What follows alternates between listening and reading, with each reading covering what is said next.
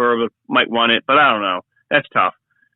Bird was always my guy for a long time as far as like for a small forward, but LeBron might have passed that, but definitely Shaq and Rodman and Jordan, no question. Yeah. Oh yeah, Jordan. I mean, if you're going for killer guys that, and so no Kobe. Well, where would he play? I don't know. Kobe over Jordan? I mean, No. Kobe's awesome, but he's not Jordan. He's a tick below, but no. In my eyes, he is. No. Jordan to me, there's Jordan, everybody else. No, it'd be interesting. Yeah. It would be interesting to see, the two guys on the same team together. I mean, because he really looked up to Jordan. So, but yeah, that's it. Okay, yeah. I think that's interesting. Yeah. What about you? Have you thought about that? What would you do if they actually had to play a real game, not just real game? I think you got a point there. I think I'd want to. I'll tell you, a guy who distributes the ball. I mean, I guess I would take Magic. Jordan. Wait, so Jordan was a shooting guard. Yep, shooting guard. Shooting guard. So, okay, so I take Magic, Jordan. I love Kareem, man. I thought Kareem was very underrated. You really can't go wrong with. There's so many center that there's a few choices. I think if you had Hakeem, Kareem, Shaq, and you can't go wrong with them. Right, and or even you want Wilt. If you want Wilt or Bill Russell could be the center that doesn't need the ball, so you could have maybe a power forward like Duncan with them. I mean, with NBA, there's definitely people are interchangeable. This is just my thought. Yeah, that's a good debate to have with people. Like, who would you have as your center? Because I never saw Russell play, but I mean, and Chamberlain just dominated. But when he played against Russell, Russell kind of like knew what to do against him. And then you had Shaq, Duncan. Well, but Duncan was more of a right. He was more powerful. I mean, I guess he played center. He was a power forward. Yeah, he played power forward. They always had a center. He was the power forward. But I mean, he was. Yeah, he was just. He's so good. He did everything. You look at some of his playoff stats. I mean, remember games against the Lakers, he had like 40 and like 18 boards and, just. Did everything right. Really good. Yeah, just never. Did everything right. Everything. Right. Yep. Yeah. Yep. Against a great Lakers team. Right. Yeah. Think about it. Back then, the Lakers were, a lot of teams, like I thought the Lakers, when they won a couple of times, they played the Nets. The Nets went to the finals 2 years in a row, and that was not a good. That was the best team in the East for a couple of years, and they were not a very good team, the Nets, but they went to 2 straight finals. Yeah, they played San Antonio and the Lakers. And they got their asses kicked by the Lakers. And San Antonio, they didn't. Yep. Yeah. So it's kind they had no answer for Shaq. Not that really anyone did, but. And Kidd is a guy, I think, would I use him? I mean, Kidd did everything on the court, too. And Pippen. Yeah. And there's something about Pippen, man. But the thing is, Pippen gets a bad rap because he didn't go to that playoff game. But I'll tell you, the year that Jordan missed, they lost the Knicks in the playoffs, he was the best player in the NBA that year. He had a phenomenal season. Yeah, he's really good. Yeah. So, I mean, that's an interesting point. Look at you bringing some stuff right there. All right, look at you.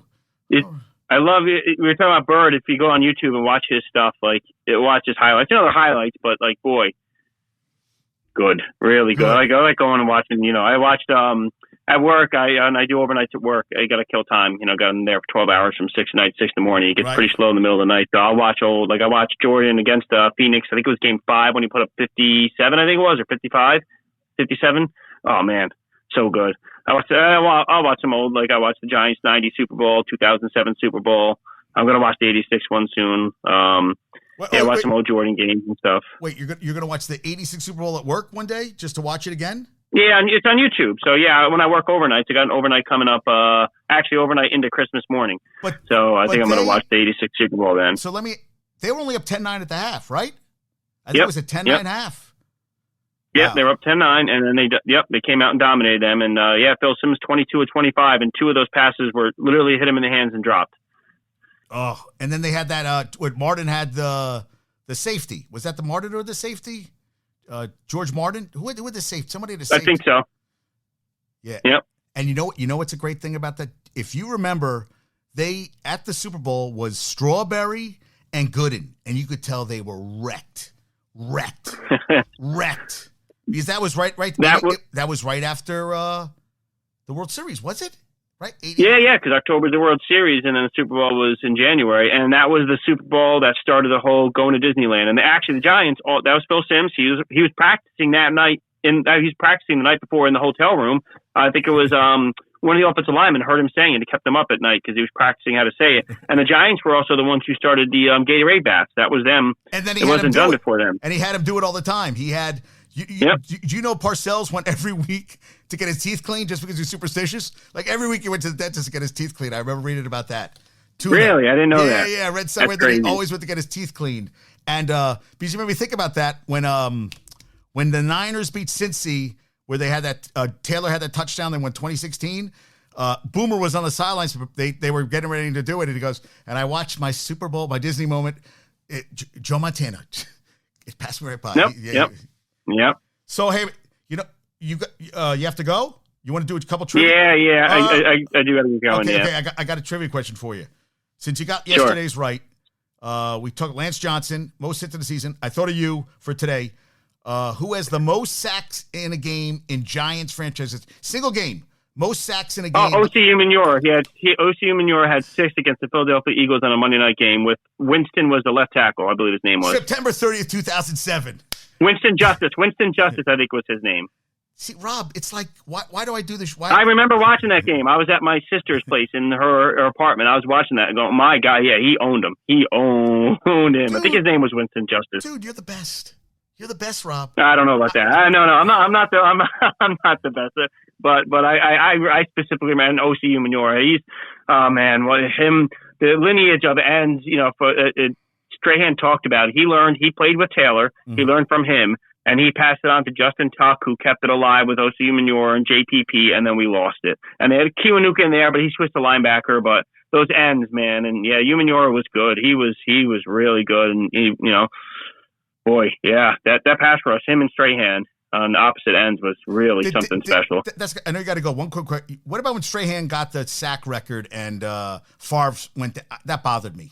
That he kind of like. Yeah, I didn't love that Favre did it, but what is Strahan going to do? It's not his choice. I mean, he obviously didn't know he was going to do that. I don't think he told him, "Hey, listen, I'll drop at the end of the game if we have the ball."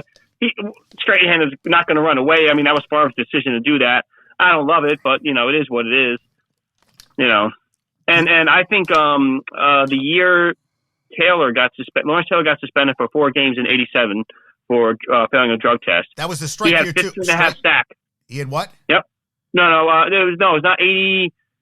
I thought 87 was a strike. Then it wasn't 80. It was 88. 88. Sorry, 88. He got suspended for the drugs. Okay. He had 15.5 sacks that year in 12 games. Who did? Taylor? Taylor, yeah. I think it was 15.5. Oh, my God. 15.5. He played 12 games. I'll text you afterwards. I'll look it up. I can't because I'm on my phone doing this, so I can't. But I think it was 15.5. I think he had 15.5 that year in 12 games. I think he could have set the record that year if he had not been been suspended. You just bring knowledge that I just got to. Well, some of this Giant stuff I did just read. I'm reading a book, so this is fresh in my mind. The Umenyiora, I remember seeing that. That was all right. Here I go. That was awesome. I'm looking it up right now. You said 88. He had 88. 88. I think it was. That's when you got suspended. Was 88. 88. Because I know 89. 12. They made 89. They lost in the playoffs. Dude, 15.5 sacks in 1988. Yep, and he was suspended for first 4 games that year. 12 games. Yeah. So think if he plays 16, he's on pace for right around the record. Well, okay. I mean, he held the record anyway. But listen to this. 86, 20.5, 87, 12, 88, 15.5, 89, 15, and then 90, he had 10.5. No, and remember, so in 87 was the strike season, and in 88 he was suspended for 4 games. And 87. So how many games in those 2 seasons did he not play that he could have added to his total? Right, he only played 24 out of 32. Missed 8 games. Yep, another 8 more games.